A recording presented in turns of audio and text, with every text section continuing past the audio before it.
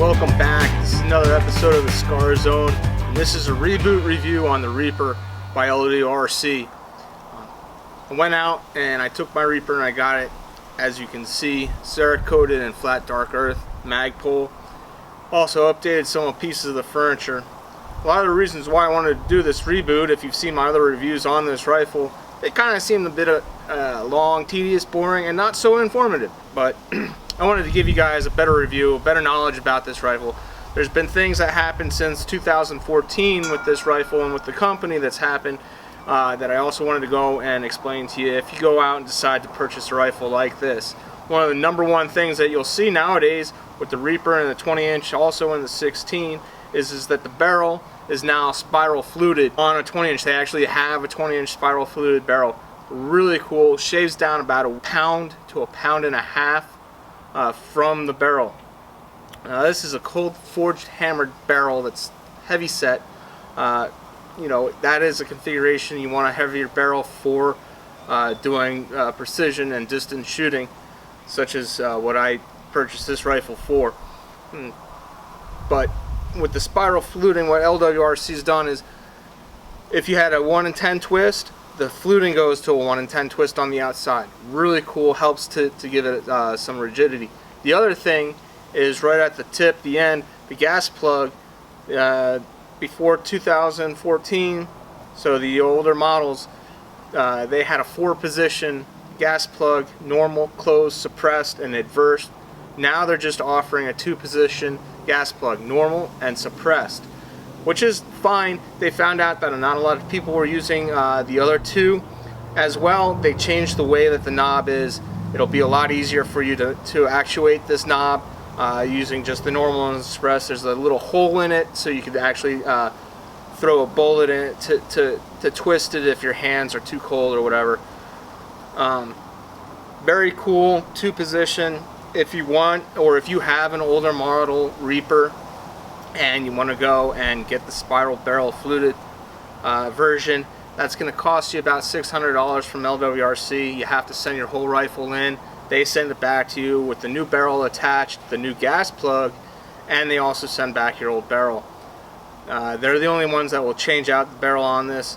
As I found out that there's a they have a special tool in order to go and change out this barrel. When I had this Cerikoted, I could not remove the barrel. I could remove all the pieces, as you'll see, but the barrel had to stay on, had to get taped out. Everything else real cool.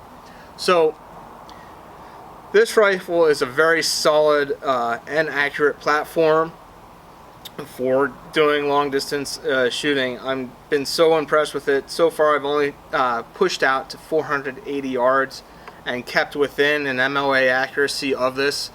And just so you know, an MOA at 100 yards is 1.047 inches, I believe. At 200 yards, it's 2.8 or 2.96 inches. So every 100 yards out you go out, the MOA actually increases because it still keeps in with a minute of angle to the distance that you're shooting. So at 480 yards, the MOA is 5.03 something inches. Awesome, you know, and I was shooting within 5 inches or so on a steel plate. So far I've only really used factory ammunition on this rifle. I did use a couple of hand loads that were left over from my Scar. Seemed to like those. Flat dark earth looks a lot sexier. Out in the desert, it's needed. So the REPR will come with its own flip ups. Has a side charging handle patterned off of the FAL. It also depresses to act as a plunger for the forward assist. It comes with one PMag. It handles the PMags very well. Has an ambidextrous bolt catch and release. Before 2014, it had a one-size safety selector. I called up LWRC. I noticed I like the ones that I have on my ICSPR. They make them for the REPR, so I had them send me out. That was 25 bucks. Again, real cheap, real great. So now I have ambi safety selector switch. It also comes with a 2-stage Geisley SSA trigger, but it's a nice trigger. It pulls real light and crisp. If you like the two-stage trigger, you'll always have like the take up and then your brake. But those were the things that I changed on it. Was the color, the safety selector. I had a different stock on here. This originally came with a PRS. It comes with PRS. I took it off because of the weight. I couldn't find a stock that actually would suit me just right for this, so I went back with another PRS. And this time, because I was getting my rifle done up in FDE, I went with the Magpul FDE. Looks really hot. It's great. The other thing is that I went with the Magpul MOE Plus grip. I went and I changed out the standard Magpul grip that they had, and I got this. This grip was first introduced to me in my hand back on my LWRCI pistol. Great pistol. I went and then experienced it on the ICSPR. Loved it. The combination of this with these safety selectors is just phenomenal for me and my ergonomics and how I like to do things. So the only thing that is not ambi is the mag release, which is ambi on the SPR and later models. And I think that the REPR has gone to a complete ambi mag release as well. I'll have to check up on that and notate that for you guys. I can't say enough, the bolt and everything is fantastic. The trigger's fantastic. Comes as a package, really ready to go. So let's go to the range and see how these rounds that I built out did. Hey, we're back from the range. Had a really good day, and we're morning actually out there. The rounds that I built for this to test out worked out really well. As you'll see, my groups were pretty tight.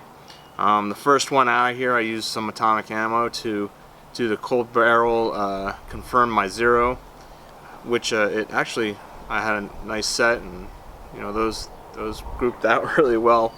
I ended up having to make some windage adjustments. My elevation though was right on. So this rifle is just, it's a mean machine, I'm telling you.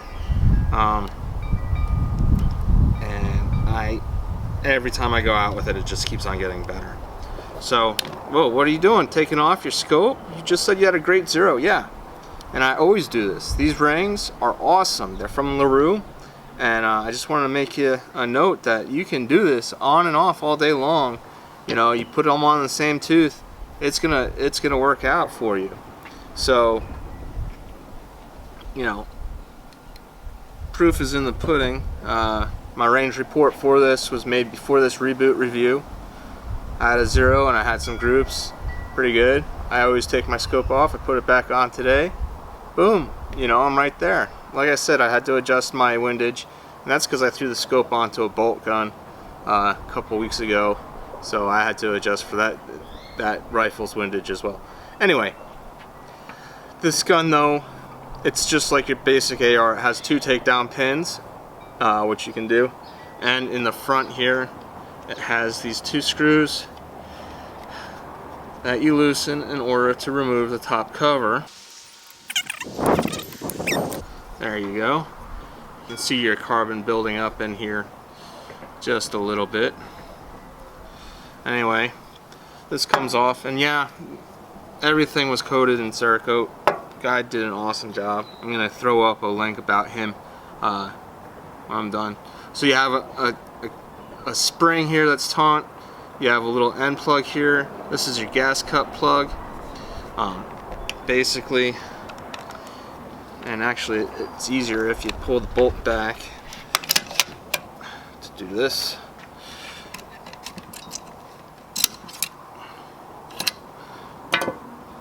That's it.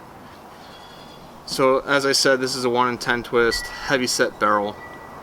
I'll go and put this back on, and I might cut out the video a little bit because it's always just a little, never goes in the way I want it to. It's very strange. There we go. Excellent. Now LWRCI says that this is 100% return to zero. I can't really vouch for that. I'm sure it is. I don't know why they would say it unless it wasn't.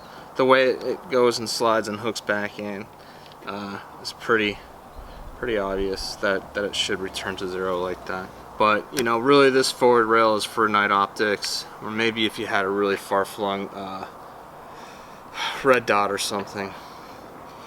Anyway, let's go and now show you the bolt. So I put maybe 20 rounds, 25 rounds through here today, and this is it. In fact, I had run it before, I hadn't cleaned it before I've gone out. So just to show you the amount of carbon that's on here, take a nice wipe. That's about it. She's clean.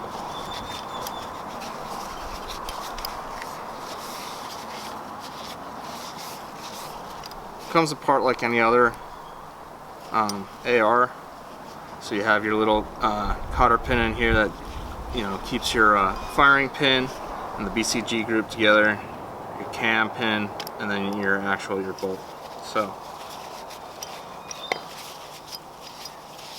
she is cool, crisp, and clear. A couple brass shavings in there. Yay! All right. Now, as far as cleaning and barrel break-in goes, I guess anybody can go about their own regimen for cleaning these things out. Barrel break-in, since I mentioned it, there is none. Shoot it and use it, and that's pretty much what I do. For me, for cleaning, all I do is really spray some Remy oil down in there, and then go and drop one of these guys in.